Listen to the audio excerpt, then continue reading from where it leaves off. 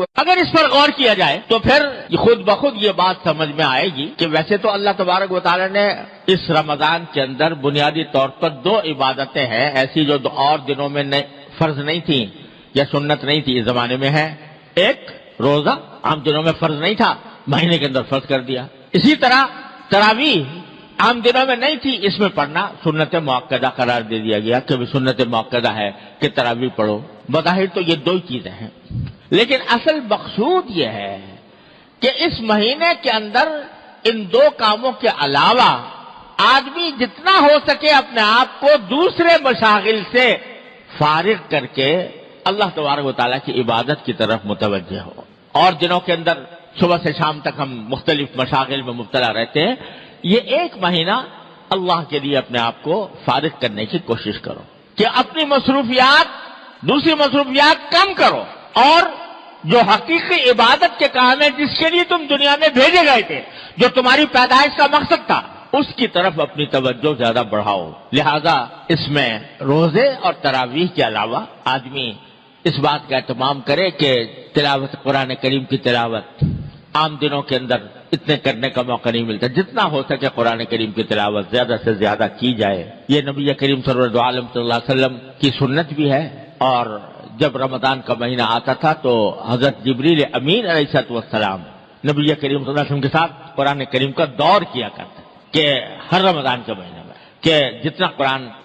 ایک مرتبہ حضور اقدس صلی اللہ علیہ وسلم پڑھتے، ایک مرتبہ جبریل امین پڑھتے، کیا منظر ہوگا، وہ کیا عالم ہوگا کہ دور کرنے والے حضرت جبریل علیہ السلام اور دور کرنے والے حضور نبی کریم صلی اللہ علیہ وسلم کیا تلاوت ہوتی ہوگی، کیا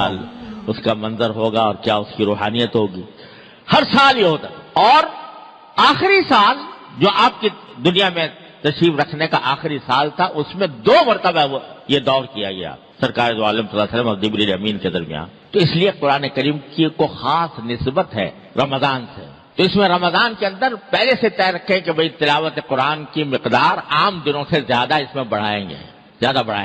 اور بھائی تلاوت تو ہے ہی، ساتھ ساتھ اگر اس کے بھی اہتمام کیا جائے کچھ وقت نکال کر، اگر پہلے کبھی موقع نہیں ملا ہے تو قرآن کریم کا ترجمہ، اس کی تفسیر کسی مستند تفسیر کے ذریعے کی مدد سے اس کو پڑھنے کا بھی اہتمام کیا جائے۔ تو تلاوت، پھر چلتے پھرتے ذکر، اور بعض وہ عبادتیں، نفلی عبادتیں جو عام دنوں میں ادا کرنے کی توفیق نہیں ہوتی، رمضان کے اندر اس کا اہتمام کر لیا جائے۔ مثلا آخر شب میں تہجد پڑھنے کا عام دنوں میں اگر موقع نہیں ملتا، یہ توفیق نہیں ہوتی، تو سحری کے لیے تو انسان اٹھتا ہی ہے، اس سے کچھ پہلے اٹھ جائے اور کچھ رکعتیں تہجد کے پڑھ لے، 8 رکعتیں، 6 پڑھ لے، 8 پڑھ لے، اچھا ہے کہ 8 پڑھ لے۔ عام دنوں کے اندر تراویح کے بعد، مغرب کی نماز کے بعد 6 رکعتیں مسنون ہیں، یعنی نفلی عبادت نہیں عام دنوں میں موقع ملتا، اب پڑھ لے۔ اشراق کے بعد جو رکعتیں، 2 رکعتیں یا 4 رکعتیں، یہ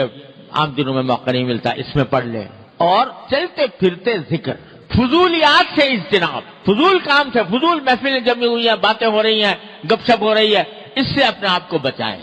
اور زیادہ سے زیادہ وقت اللہ تبارک و تعالیٰ کے ذکر میں، اللہ تعالیٰ کی یاد میں، اللہ تعالیٰ کی عبادت میں گزارنے کی کوشش